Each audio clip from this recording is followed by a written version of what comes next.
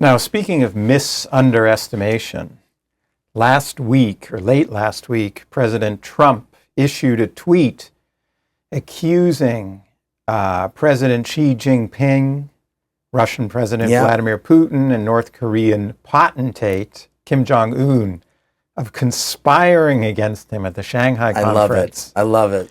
Has Trump underestimated the depth of antagonism that exists towards the West among these three leaders? I think it's a really interesting question, Jacob, because I think on the one hand, I think we have a lot, we can thank President Trump for shifting, I'm going to use a think tank term, shifting the Overton window, sort of the accepted thinking, just use that as a shorthand for accepted thinking, on how to think about China. Up until 2015 or 2016, there for 25 or 30, maybe really since 1974, so let's say for 40 years across Republican and Democratic administrations, there have been attempts to try and engage China as a constructive stakeholder, or whatever the term was, a productive stakeholder in the system set up by the West. And there was that speech in 2005 by Bob Zoellick that talked about this, that kind of encapsulated this theory. And really smart people tried for 40 years to try and engage China. I think the Trump administration, the first Trump administration, did us all a big favor by saying we need to rethink that approach. I think that there was sort of a dawning in the second Obama term that this was a problem, but I think he kind of fully crystallized it. So I think he doesn't want a war with China. He doesn't want to go to war with China over Taiwan, but I think he's tried to kind of find areas of engagement, and he also believes, as a negotiator, you shouldn't personally antagonize your counterpart. If I go and say so-and-so is stupid and evil, and then I say, hey, I want to come talk to you about X or Y, it's probably not super productive to go around saying your counterpart's stupid and evil and then say, I need to talk to you. And that happens in life, whether it's your neighbors or your friends or your classmates or business associates. And so I think Trump learned that a long time ago in business. So the same thing with Russia. I think he's tried to have a functional relationship with Russia. I think there's some people who would say they don't like this approach, but at the same time, if we were to say what breakthroughs have there been in the Biden administration, there are almost none, and there was and so he was willing to engage when President Obama in 2008 said, I'm going to have an outstretched hand to Cuba and an outstretched hand to Iran and an outstretched hand to other of our adversaries, many people in the foreign policy establishment thought that was brilliant. But when President Trump said, I'm going to have an outstretched hand to Russia and try and have a conversation with them, that was seen as terrible and stupid, and they questioned his motives. He was right to do so. And I think there's been significant movement because he's been willing to take some risks. At the same time, President Trump has said, we have some underlying problems. Europe, you're dependent on gas, and you need to stop taking gas. And if you want me to do more sanctions, stop taking their gas.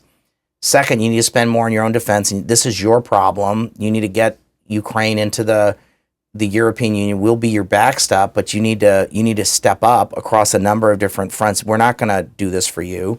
And then he also, to his great credit, gave the Ukrainian Stinger missiles, I think it was whatever those missiles were javelins, Javelin anti-tank missiles, when the Obama administration was giving night vision goggles and blankets.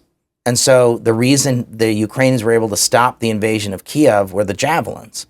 And so, so I think he has a clear-eyed view about that as well. And then I think with Rocket Man Kim Jong-un, he was the first president to try and engage Kim Jong-un, to try and understand. And many people say, well, that's rewarding Kim Jong-un. And I understand that perspective. At the same time, we've tried sanctions and isolation for decades, and we haven't had a lot of success. I think Kim Jong-un and the Kim clan are a bunch of murderers and mafiosos. I mean, I think they're horrible people, and his father was responsible for millions of dead people in the famine in the 1990s. These people have blood on their hands. These are monstrous people.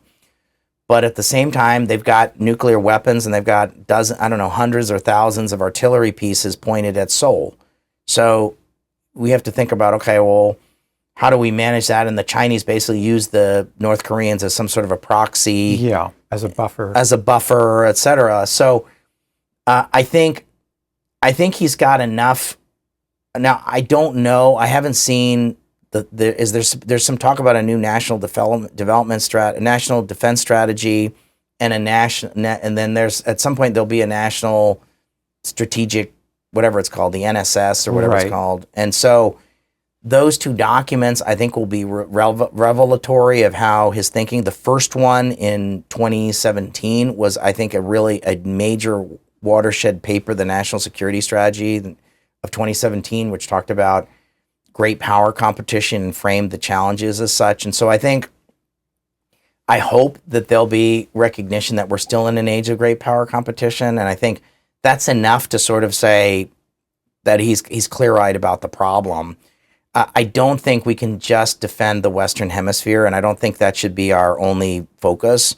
I do think we should burden share and say to the Japanese and the South Koreans and the Australians, like, you got to do more. And hey, South Korea, pay more for us to be there. And maybe we don't need, I don't know if we need 27,000 troops or we need 10,000 troops. I don't know. That's other folks have a better handle on it. But it seems to me that, I don't know what percentage of the GNP per capita of South Korea is spent on defense, but I think it's probably close to adequate. Whereas Taiwan, for example, Jacob, I think only recently has achieved a 2% as a percentage of GNP. And so I love Taiwan, but I don't think they've spent far enough on their defense. They have not really come to grips with the threat that they face. No, it's a divided society. I was there maybe a year ago, and I was shocked, Jacob. A friend of mine who was a senior diplomat who was associated with the historic Kuomintang party, not the DPP, which is currently in government, and has a much more adversarial view of China. The Kuomintang, this diplomat who was associated with the Kuomintang party was almost, I wouldn't say was parroting kind of Chinese propaganda, but it was close.